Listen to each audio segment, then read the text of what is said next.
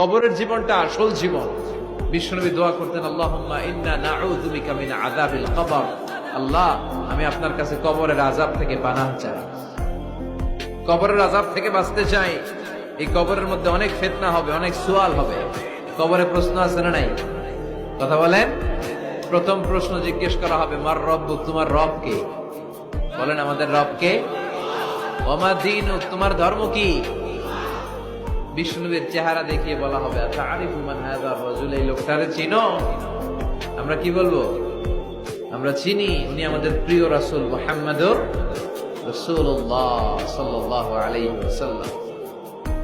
এরপরে জিজ্ঞেস করা হবে, এগুলো কোত্থেকে শিখলা? আমরা বলবো, কোরআন থেকে। ফায়ুফসাহু লাহু কবরুহু ৭০ যিরাআন।